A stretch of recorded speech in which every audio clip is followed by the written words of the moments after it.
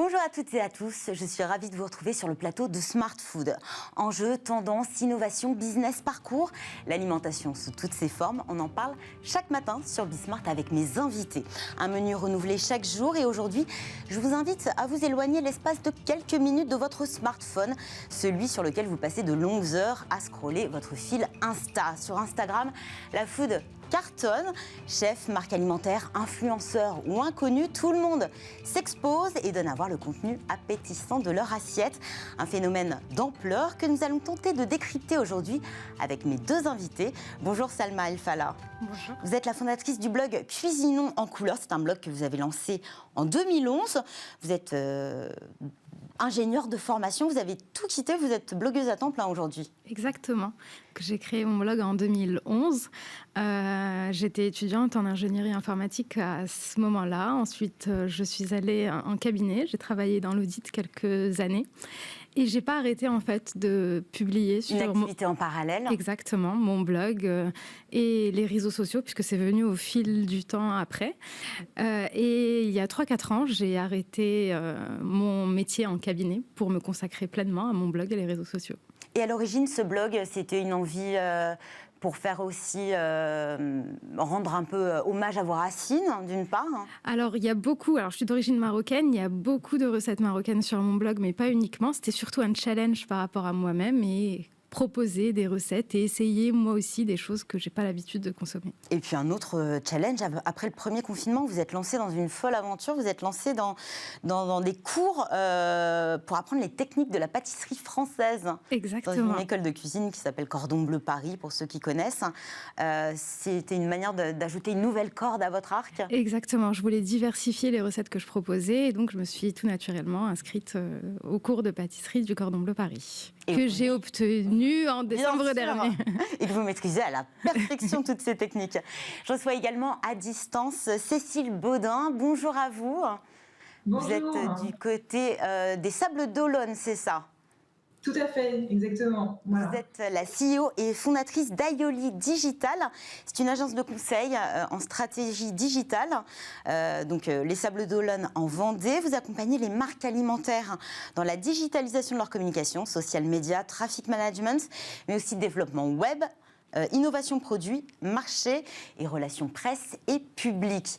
Je le disais en introduction, chefs, néophytes, blogueurs, clients, beaucoup aujourd'hui partagent leur vie culinaire sur Instagram. Comment expliquer, Cécile Baudin, que la food est envahie à ce point le réseau social Instagram ? Alors, il faut savoir déjà que le réseau social Instagram a permis dès le début à la food de se développer. Et à l'inverse, c'est aussi grâce à la food que Instagram s'est développé. Donc, finalement, les racines aussi de la food sont sur Insta. Et puis, on a affaire à... la food, c'est du visuel. Instagram fonctionne avec le visuel plus que n'importe quel réseau social. Et on sait que les assiettes sont instagrammables, donc ça fonctionne très bien. Donc, la photo et puis aussi la food qui fait appel aux émotions. Donc ça touche peut-être plus facilement les gens ? Tout à fait, effectivement, tout ce qui génère de l'émotion sur les réseaux sociaux est très apprécié. La food, déjà, c'est ce qui nous nourrit, on en a tous besoin, donc ça fait du bien, c'est des valeurs réconfortantes. C'est positif, on a besoin de positif dans cette période un peu atypique, et c'est ce qui nous rassemble tous. Voilà. Salma, est-ce que vous vous définissez comme une influenceuse food ? Alors, j'aime pas beaucoup ce mot de influenceuse. Blogueuse, ça vous va, oui, non. Alors oui, je partage au quotidien ce que je mange et donc mes recettes pour permettre à ma communauté de pouvoir la reproduire chez elle. Donc j'influence quelque part parce que je donne des idées de recettes. Tout le monde peut se lancer. Mais oui, pourquoi pas. Il suffit d'être passionné par la food et il n'y a pas de raison pour ne pas le faire. On le disait au début, vous avez commencé par un blog, c'était en 2011. Lancement d'Instagram, c'était en 2010, donc assez récent. Quelle est la différence entre le blog et Insta ? Aujourd'hui, vous déclinez finalement, vous faites un appel... En fait, vous renvoyez...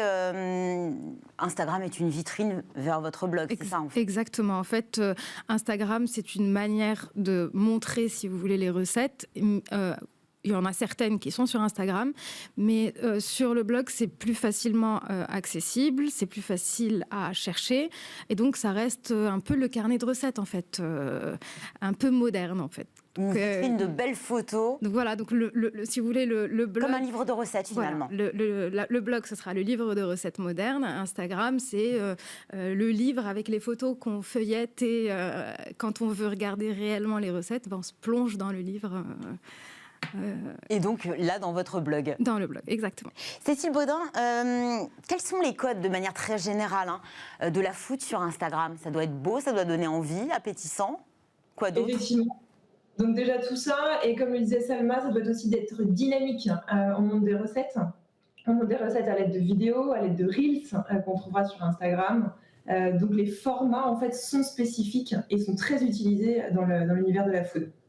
Est-ce qu'aujourd'hui, on pourrait envisager une marque alimentaire ou un chef qui ne serait absolument pas sur Instagram? Alors, on pourrait tout à fait l'imaginer, et il y en a qui ne sont pas sur Instagram. En revanche, on va reprocher, mine de rien, à ces chefs-là et à ces marques-là d'être peu modernes, et finalement, elles vont se passer d'une cible très importante, que ce soit et B2C, donc particulier, et B2B, côté chef, par exemple, ou restaurateur. Parce que derrière Instagram, il y a un potentiel marketing qui est considérable. C'est un outil gratuit. Tout à fait, c'est un outil gratuit, il faut savoir s'en servir. En revanche, et c'est pour ça que certaines marques font appel à des agences, puisqu'il y a tous les codes, effectivement, sur Instagram à connaître pour se démarquer et surtout retranscrire l'ADN de chaque marque. C'était aussi un outil de veille, donc ça permet aussi de voir quelles sont les actualités, peut-être de ses concurrents qui opèrent sur le même secteur. Là, en l'occurrence, sur le domaine de la food, veille aussi à l'international. Tout à fait, de veille, d'innovation. Ça aide aussi les sociétés dans tout ce qui est recherche et développement à aller chercher des produits toujours plus innovants, des packaging toujours plus innovants. Et finalement, c'est la chasse à créer le buzz. Et comme vous le disiez tout à l'heure, générer l'émotion derrière. Est-ce que finalement, on a un retour sur engagement qui est quand même assez marquant? On pense notamment, on parlait d'influenceurs, d'influenceuses tout à l'heure. Quelqu'un qui va partager une bonne adresse va voir effectivement un nombre de clients considérable à la suite d'un post de cette personne. C'est ça aussi? Tout à fait, complètement. Il y a un pouvoir de prescription aujourd'hui, et quand Salma en parle, voilà, elle a un blog, il y a des abonnés qui la suivent, et en 2022, plus que jamais, le pouvoir de prescription est important. C'est-à-dire qu'on va suivre des personnes, faire comme elles. Et aujourd'hui, on cuisine comme les blogueurs et les foodistas, voilà, les grands passionnés de la food.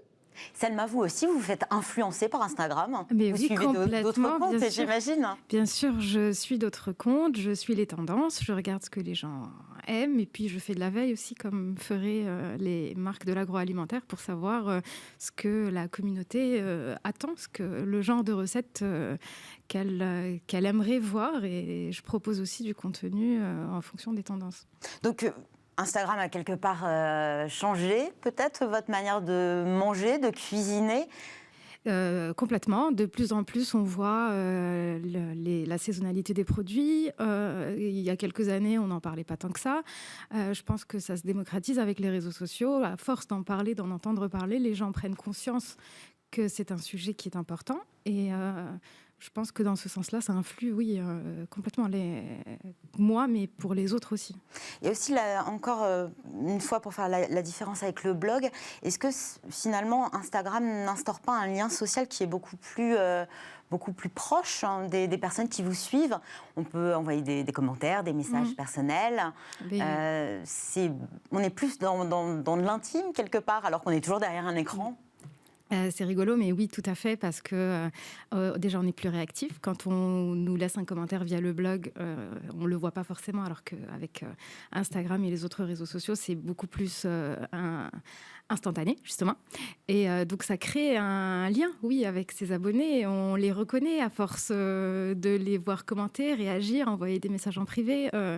Et donc, de mon côté aussi, c'est sympa d'avoir des gens, en fait, des personnes physiques, parce que moi, je suis derrière mon écran, mais ça me montre aussi qu'il y a des personnes, il y a de vraies personnes derrière. Des humains qui vous suivent. Et est-ce que, alors peut-être que vous allez pouvoir répondre toutes les deux à cette question, est-ce qu'on peut facilement, et surtout comment, c'est surtout cette question-là qui est importante, comment acquérir une notoriété, gagner des personnes qui vous suivent, des followers, et surtout les garder? Ça demande de se challenger constamment?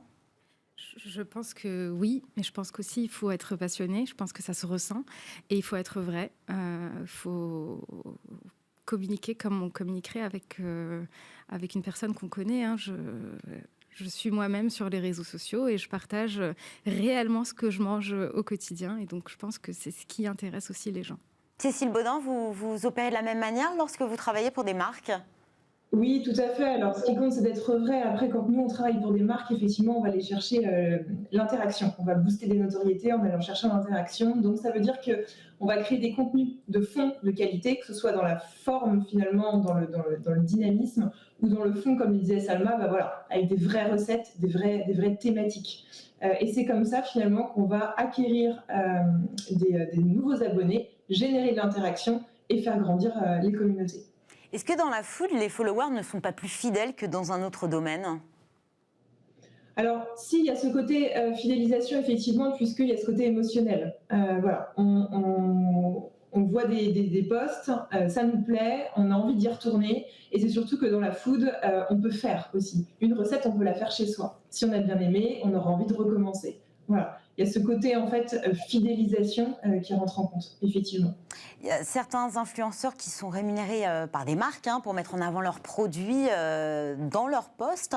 Est-ce que Instagram, l'influence, est un média comme un autre? Complètement, c'est de plus en plus courant, effectivement. Et puis, on a une mode en 2022 où les influenceurs sont de plus en plus sollicités par les marques. Il faut savoir que trouver des influenceurs aujourd'hui qui acceptent d'être non rémunérés, c'est rare.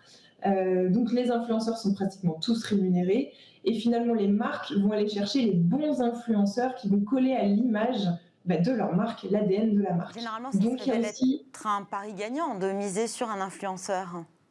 Tout à fait, tout à fait. Après, voilà, un influenceur, c'est une personne, cette personne fait ce qu'elle veut derrière. La marque ne peut pas forcément lui dire exactement ce que cet influenceur doit faire. Voilà.